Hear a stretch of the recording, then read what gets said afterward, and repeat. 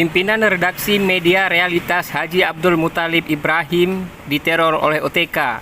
Satu unit mobil minibus Harrier miliknya dibakar saat sedang parkir di halaman bagasi rumah.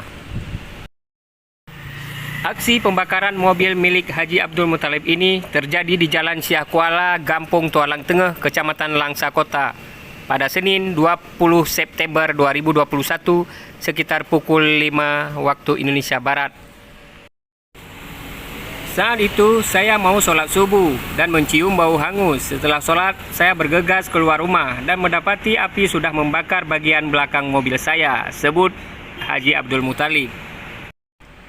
Mengetahui hal itu, seketika juga ia membangunkan seisi rumah untuk memadamkan api yang sudah mulai membesar di bagian belakang mobil, persisnya di tangki minyak.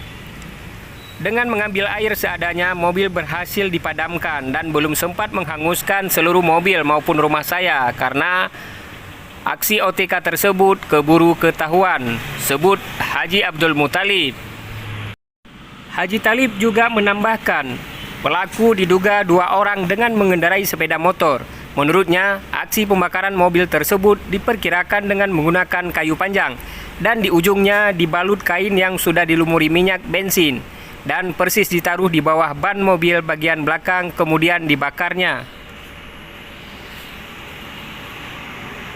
Syukur alhamdulillah api cepat kami padamkan dengan peralatan seadanya. Artinya Allah masih sayang sama kami dan keluarga.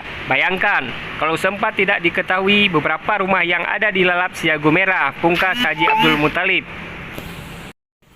Pimpinan redaksi media Realitas ini juga mengungkapkan bahwa sejak 2 hari rumahnya kerap disantroni 2 pelaku dengan menggunakan sepeda motor. Saat menjelang subuh, hal tersebut terpantau melalui CCTV yang terpasang di halaman rumah miliknya. Memang sejak 2 hari ini rumah saya disantroni 2 orang yang hilir mudik di depan rumah dan gerak-geriknya sangat mencurigakan, imbuhnya. Sementara ini, media Rilisnet belum mendapatkan konfirmasi resmi dari pihak berwenang setempat terkait dengan aksi yang membakar mobil milik Ketua Yara Langsa ini. Dari Kota Langsa, Rilisnet mengabarkan.